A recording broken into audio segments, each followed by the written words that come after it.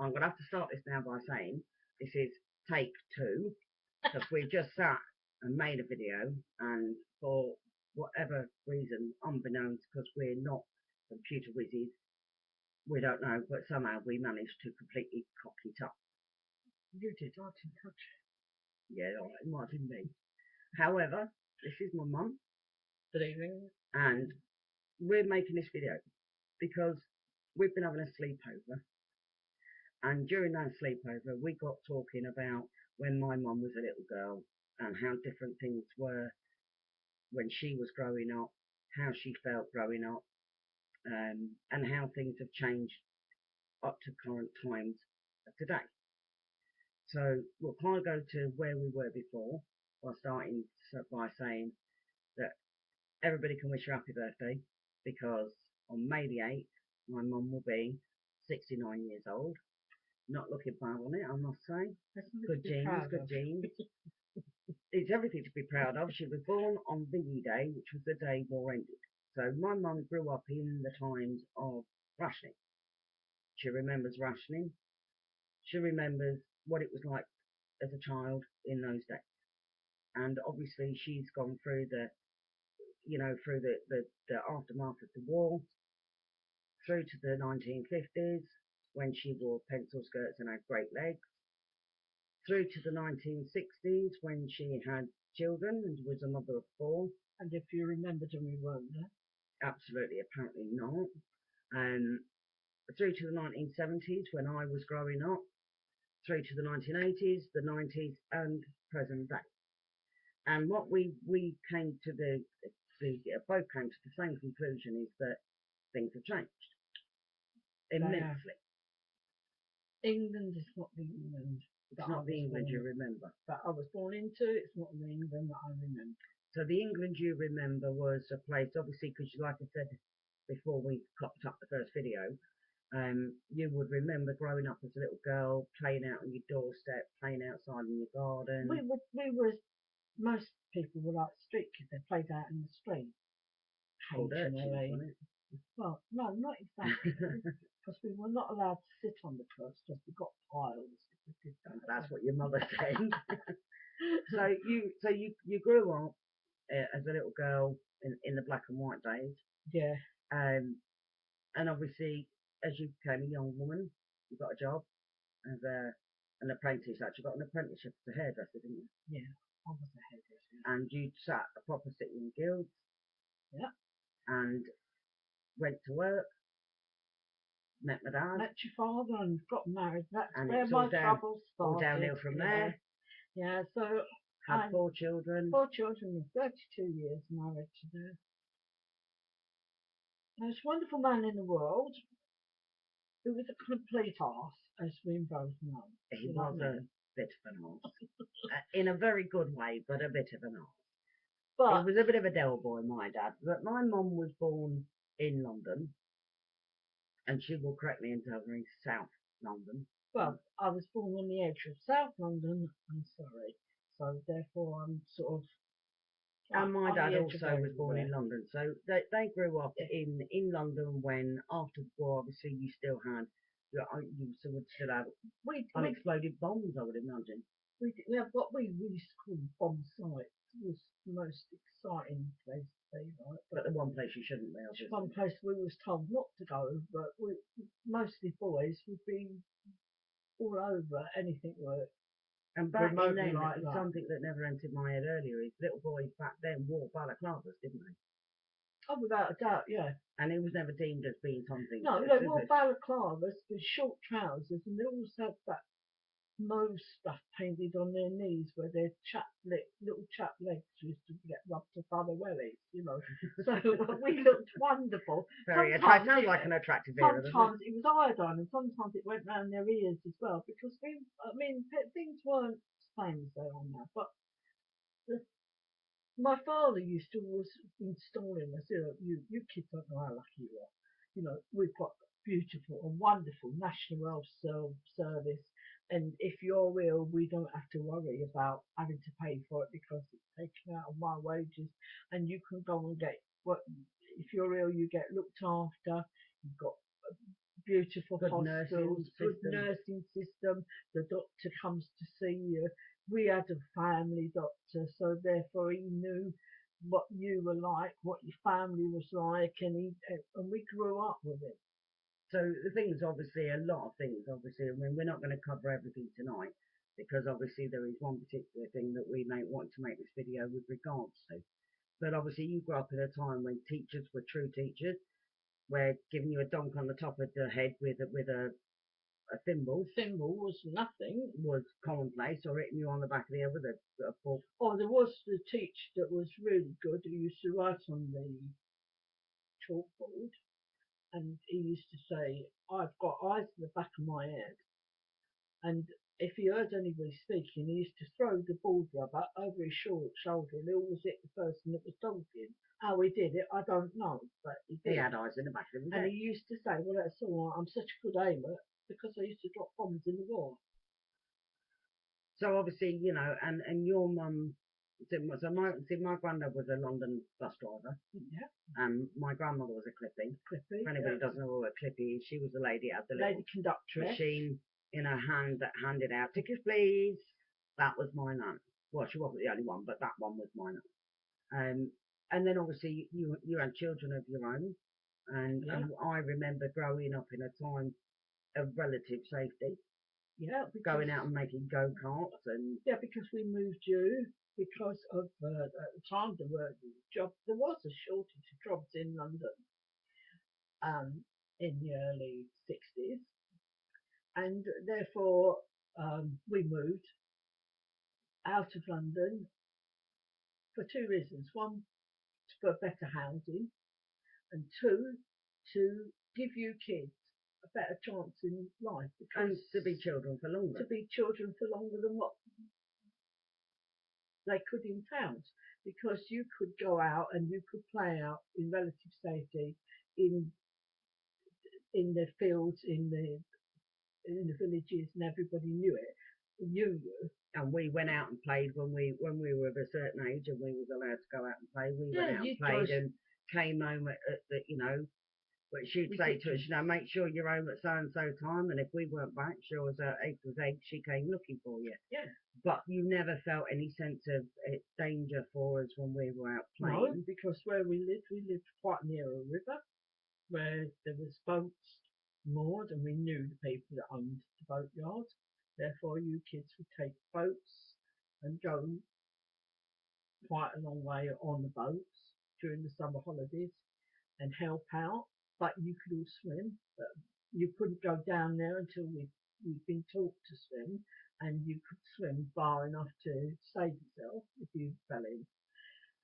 And we also grew up in a time, I mean, even when we were children, we worked. I mean, we were made, you know, when I say worked, as young adults, we worked the land. You know, if you needed a job, you went brossel pulling or collie cutting to earn money, because that's what you had to do when we left school. Not as little, but not as little children when we left school. That's what we did. Yeah. But we grew up in a time when, if you wanted we lived in the money, middle of nowhere, and you got proper bad weather, really bad weather. We would walk 3.5 miles into the town, and we'd pull a sledge back with a shopping on. So we grew up in a time when I can remember that was more the time when you had, you know, beware, you know, as I said to you before, stranger danger.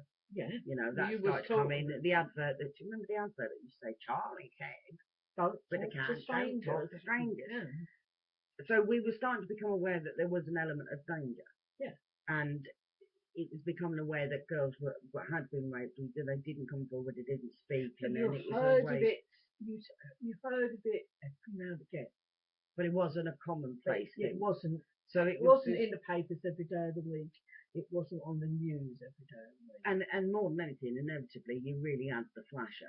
He was the kind of or the dirty old man. The dirty old man who lived up the road. They don't go near him. Dirty old man. Yeah, and that was enough. And inevitably, he was a lonely old man. Yeah. It wasn't always a dirty old man, but you kind of had that instilled in you. But you didn't have this feeling of, you know. In fact, I can remember being a young teenager and you saying to me, I think me and a couple of our friends were going out for the night, and my dad saying to me, get a taxi home. Yeah. They'll be walking home, get a taxi home if it's late. Yeah. And we thought nothing of hailing a taxi, getting a taxi, and just getting into a taxi and going home. We also thought nothing if we were local out of walking home on our No. own, same as you would have done when you were a young lady. When I was a young woman, I can say, I used to have to walk home in a fog. It wasn't fog, it was smoke. You could not see a hand in front of you. And you never felt any fear of no, of providing that I could follow the right marks that were near enough to me that I knew exactly where I did it every night, so I knew where I was going.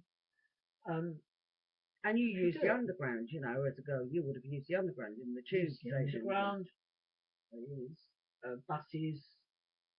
All right, I know my parents worked on transport, but I didn't know, you know, I got on buses and there was no problem. And also, Dad and Mum worked London Transport in the time when immigration started in this country, when people started to come from abroad, from places like Jamaica, West Indies,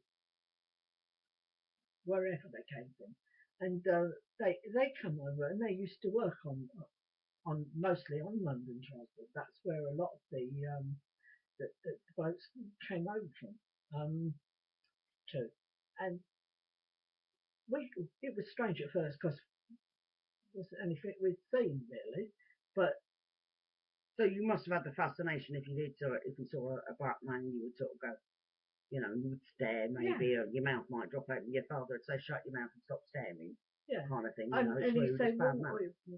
Why is he that colour? And my dad would say, well, because he comes from a different country, girl. You know what I mean? And not everybody's the same. You know, different people, they look different.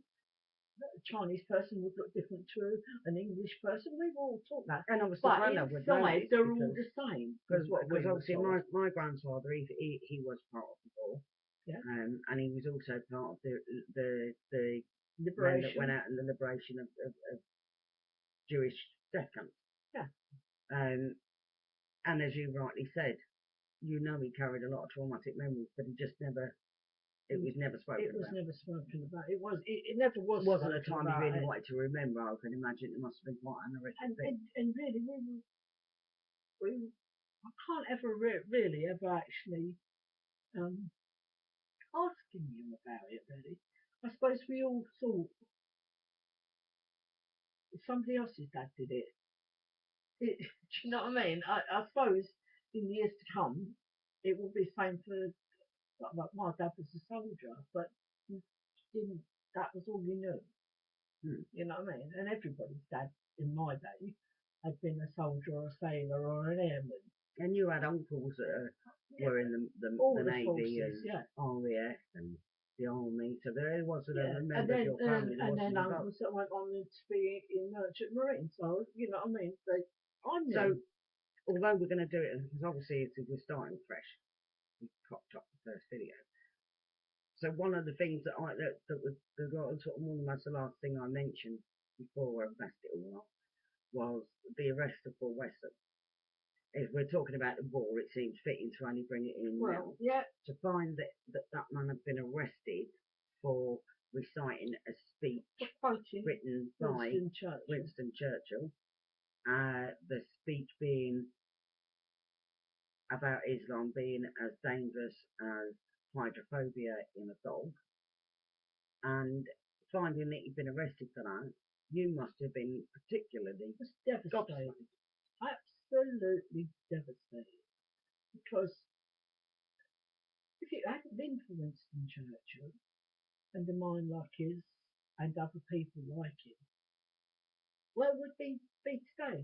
We would be under the bloody influence of the jackboot. Well, we'd be living in a regime, in a dictatorship. Yeah. Much like the kind of state that is being called for on our streets now by radical Muslims who want Sharia for the UK, that want to turn Buckingham Palace into a mega mosque. Does that make you feel? Does that warm the cockles of your heart? No, it don't. No? Quite frankly, Does it make you feel a little? It makes me feel absolutely disgusted. Did it make you feel that our slightly ashamed government that our government's allowed this to could happen? allow it to get as far as it's been. I've lived abroad. I didn't get made any special person. They didn't hand me a bit of paper that was written in the language of the They country didn't give you where I special was. privileges. I had to learn the language myself. I had to integrate into their way of life. They didn't change their way of life for me. No, I had to you learn had to live their way of adjust. life, Maybe a bit. and therefore, that's how it should be here. So what do you This say? is England, and they should live our life.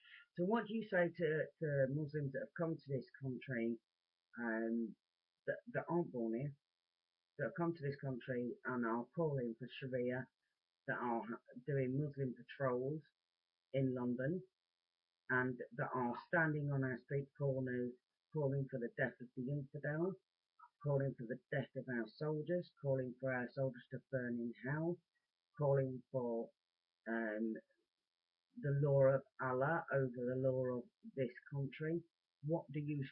If you could say to somebody who wanted all that, what would you say? I say, no way, Jose. This is England. Either behave the way we do, integrate into what we are, and accept things as they are, or go somewhere where you can live your form of life where you want to. So basically, pack up and sling your hook because Ship out. we don't want. Yeah. We don't. That's not what we. Now I know there's people here that are of that religion that were actually born here. Well, fair enough.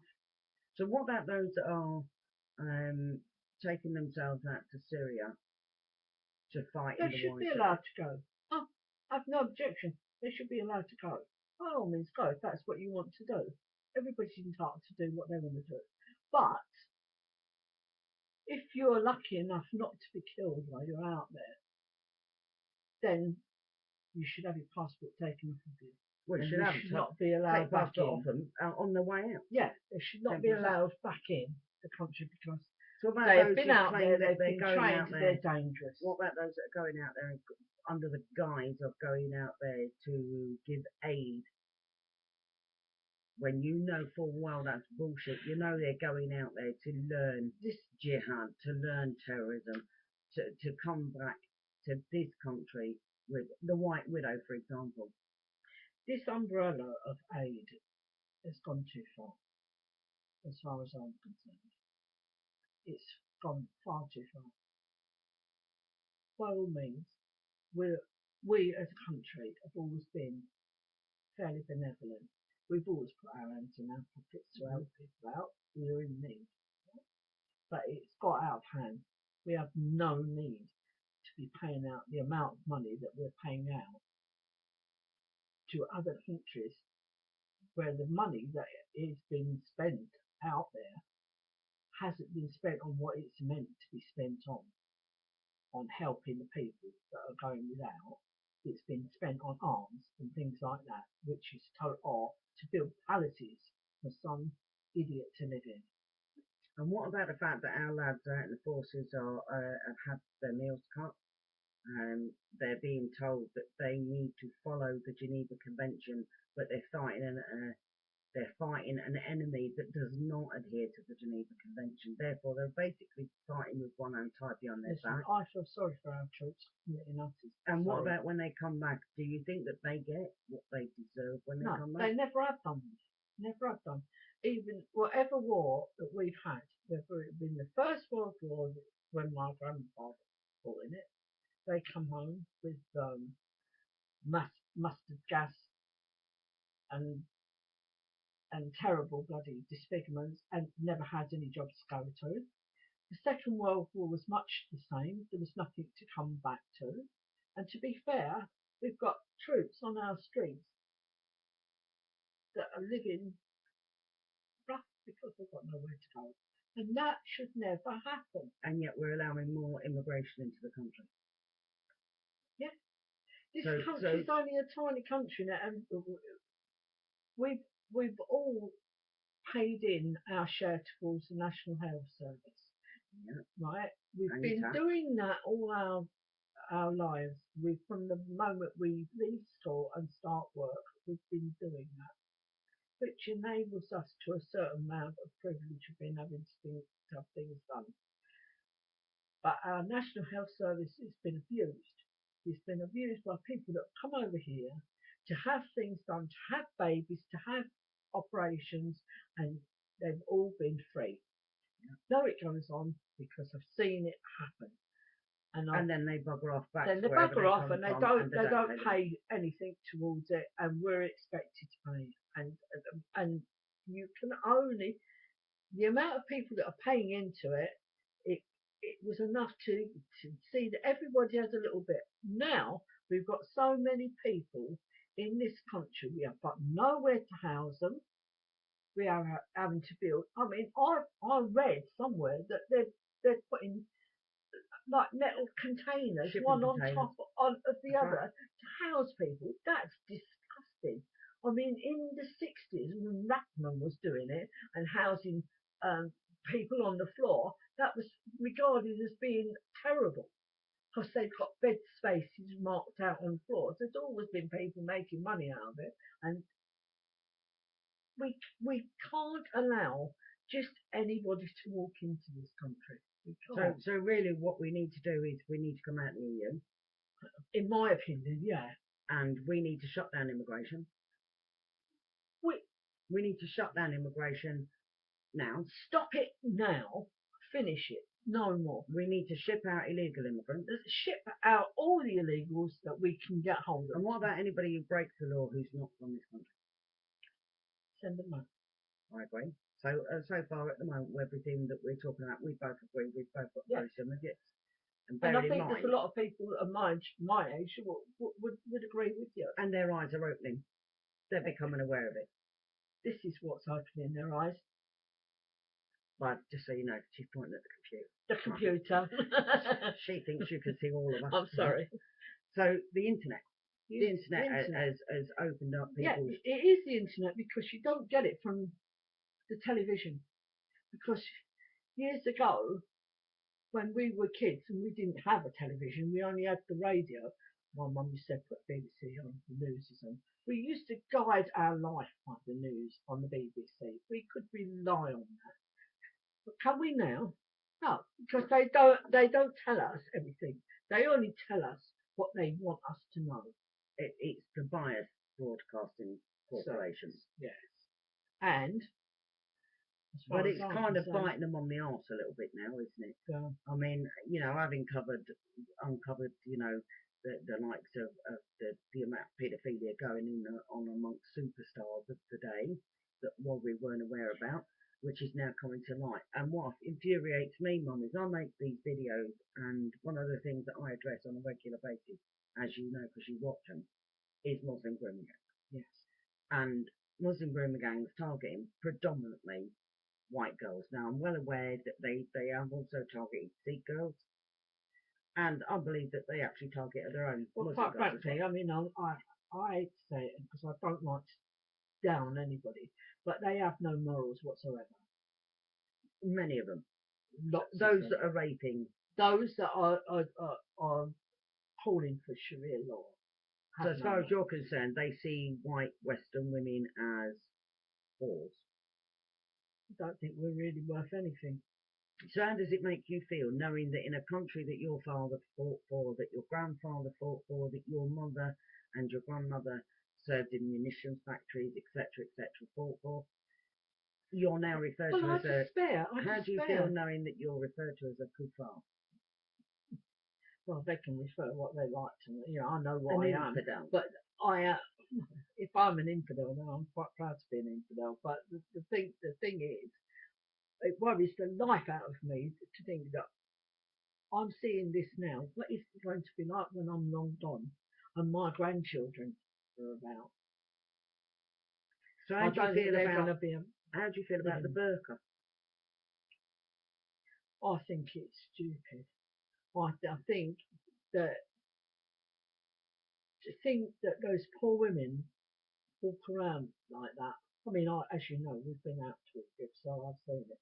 I've seen them jumping in the swimming pool with full burqas and their heads covered, while the old man sits on the side of the pool In a pair of shorts. in his pair of speedos, Yeah. looking like With an awful lot exposed, I might looking add. like he was God Almighty. But you know what I mean? Well, this poor woman is draped in this bloody black thing and can look through a peephole.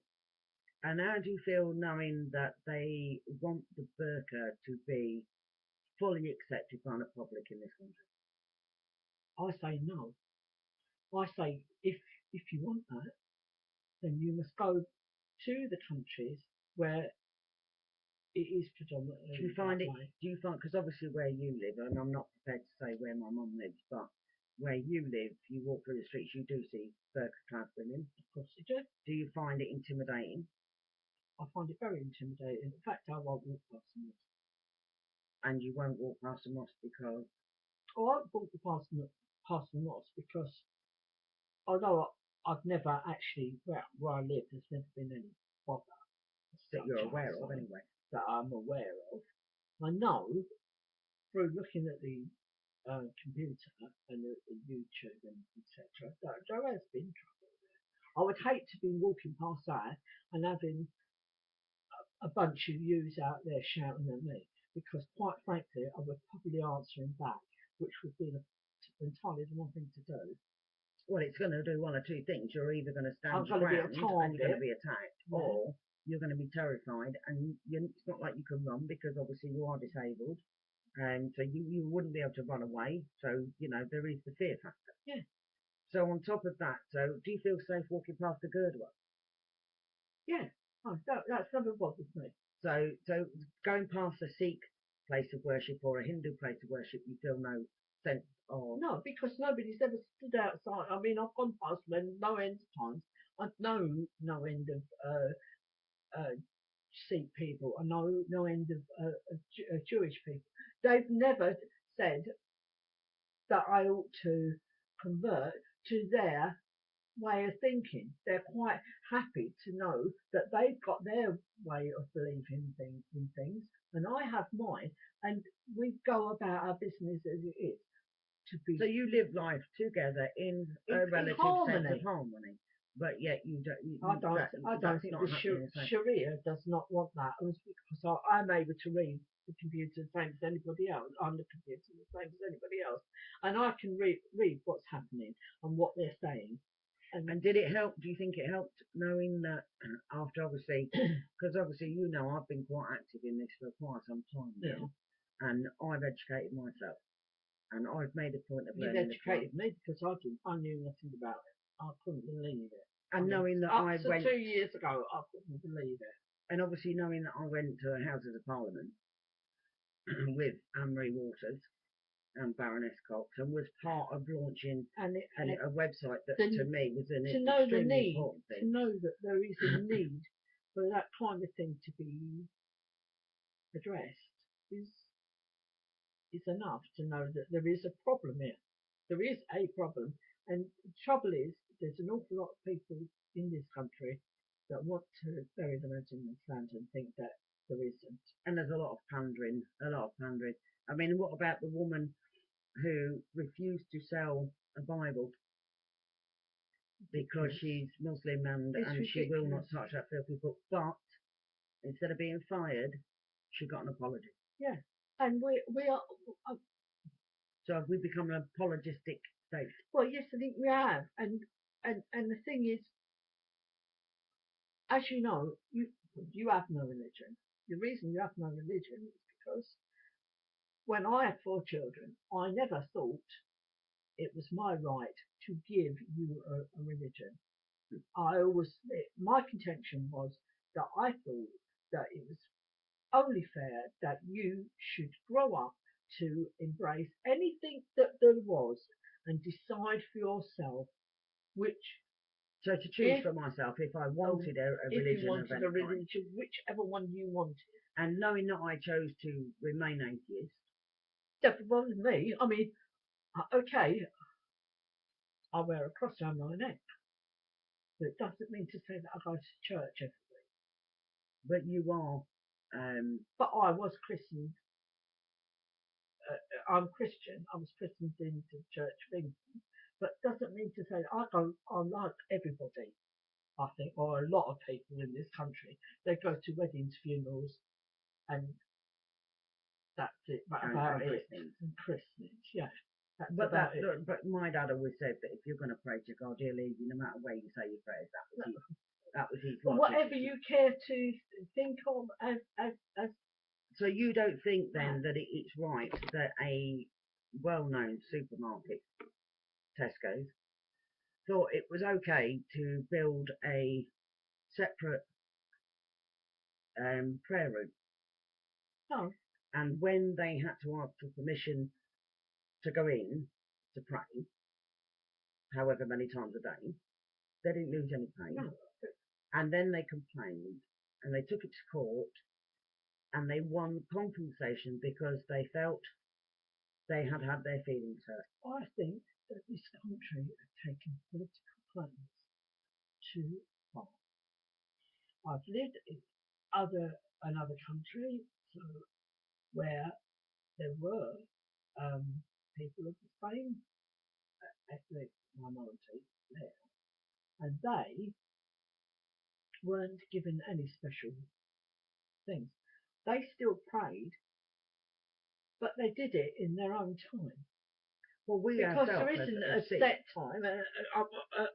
I've seen fishermen on the quay, and when they got spare time, would get the prayer mat out and they'd use it. They didn't bother me or anybody else.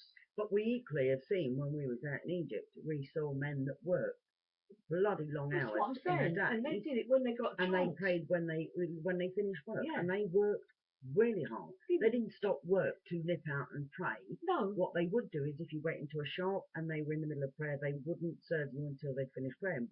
But you respected I that. respected that. If anything, I thought, you know what, you're in your country, that's your way. I will sit here very quietly and wait for you to finish your prayer, because at the end of the day, that's your way of life. They didn't provide you with a church around the corner that you could pop into, did they? No, they're now burning churches. Yeah.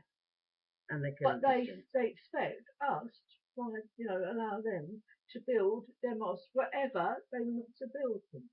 And more of them. And more of them until what we consider to be like the local Baptist church, the Church of England up the road or whatever, will soon become a minority. And do you not feel now, though, that we are slowly drowning under the weight of Islamic pandering and radicalisation? I think we've got one set of rules for them and one set of rules for us. So you believe in a two-tier system? Yeah. So when you first came across Tommy Robinson via me and Kev Carroll, and when you first, because I will stress this, so when you come out, Tommy, and you watch this, you will know this. This is a fact. I first started supporting Tommy, and you went, well, no, not having none of that. It's a load of old bullshit now. I'm not having none of that. No, well, yeah, but he's a proper jack to have that one. And at first, you was a bit judgmental of him. Well, yeah, because I'm used to Jack the Lads on that, you know what I mean? You knew he was a bit of a bad Yeah. a bit of a bad lad. Of course. Right? Not perfect.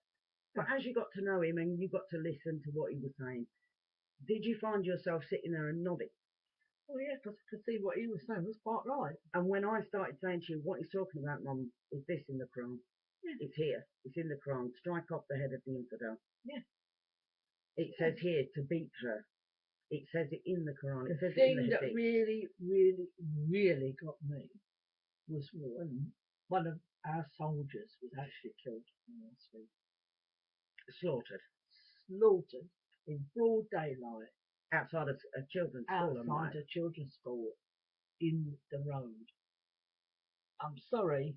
What about the argument they use, which is the argument they use to me all the time? What about your soldiers out there killing killing and raping? Let's get one thing straight. Our soldiers do not rape women out in Afghanistan. That's bullshit. Because as we've seen with Sergeant Blackman, listen, you can't even take a Jimmy Riddle in the wrong place without it comes back to headquarters. So I can assure you now, our lads don't go out there raping women and children. Mm. But they do kill, but they kill because that's their job. However, they're fighting an enemy that does not respect the Geneva Convention. So therefore they are sitting ducks with their hands tied behind the back. So to be fair to our land, they are the ones fighting with their hands tied behind the back and a blindfold on. And our government did that to them. However, this was a young man who was off duty, wearing a Help the Heroes t-shirt.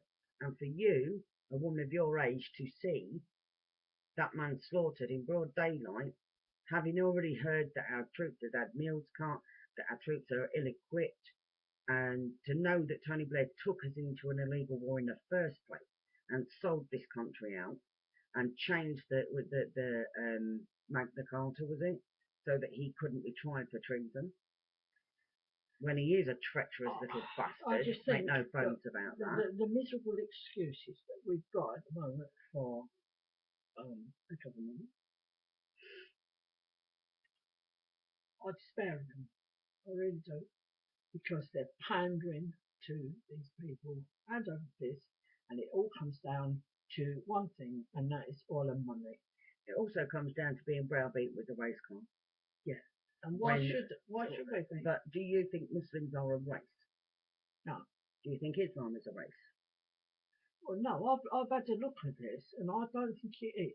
Well, it's not, is it? Because Islam is what Because they follow. I think it's a cult. I'd agree with that. I would have to say it's a cult, personally. That's not. And brainwashing. It's Yeah. brainwashing, Yeah. and people. But what's happening is the likes of Mo Ansar, who uses the Islamophobe. So if you say anything against Please. Islam, you're an Islamophobic. I'll tell you no. Do you think you're an Islamophobic? Do you think that you are a fascist, a Nazi, a racist, or a bigot? Not the last time I looked, I wasn't. No. So last time we had a quick look in the mirror, you were just somebody who I'm come through. I'm just a woman, an English woman. I had English. Not British. Not British. We but are not English. British. We are English. I was born in England. I must be English. Therefore, exactly. We've had this. We both know we are English. I do roses. cross it Well, out. I mean, I'm a course. rose. I you're won't. more I of a won't thorn, put it aren't in. you? But the fact is, we're English women, and we feel under threat. Yeah.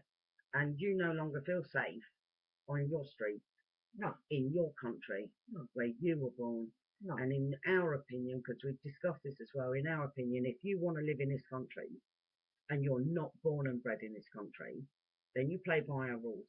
You don't want to play by our rules, get out. We don't want you. Second of all, if you are born in this country and you don't want to play by the rules, up sticks and emigrate to a country that will pander and allow you the religion that you call it, that you wish to follow. Go out there, live that life. Because I guarantee within 5 minutes you'll be crying like a girl and wanting to come back to the sweetness of England that panders to your backside.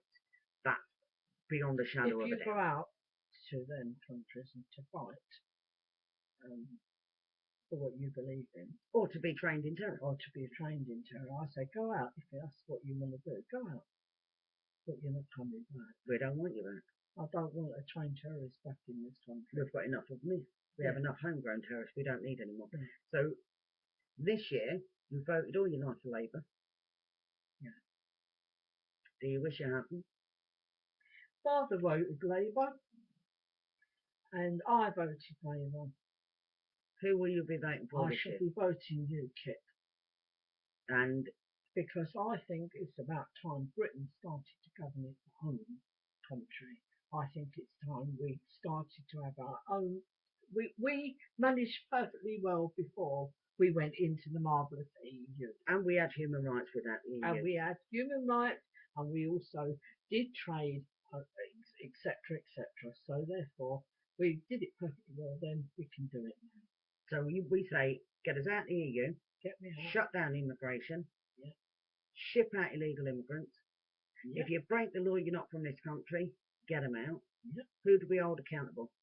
David bloody Cameron. Mr. Cameron? Excuse me. From a 69-year-old lady on May the 8th, who remembers the aftermath of the war, something you have no recollection of, from the mouth of a lady of that age, she won't vote for you. You're out. We don't want you. More, sort out this female genital mutilation. It should not go on in our hospitals. It is totally and utterly disgusting, barbaric, and it must stop. So on that note, on your Oh, I'm doing this debut, you see how so easy to get soapbox. carried away. You see? Soapbox, get up there with the orange box and anchors. We are very short people. You've now met my wonderful mother, and no doubt, I'm sure we could do another one when next time I tolerate you, because I can only do so much, you know what I mean? Don't do it very often. No, she breathes. I've tried to tell her not to, but she won't have none of it. But we will wish everybody good night. Good night. Yeah. We will catch up with you again soon. And please, everybody, watch it. Everybody share it. This is from your grandmother to your mother to your daughter to your sister. And that will be the title of it. Stand Against Sharia. You take care. Speak again soon.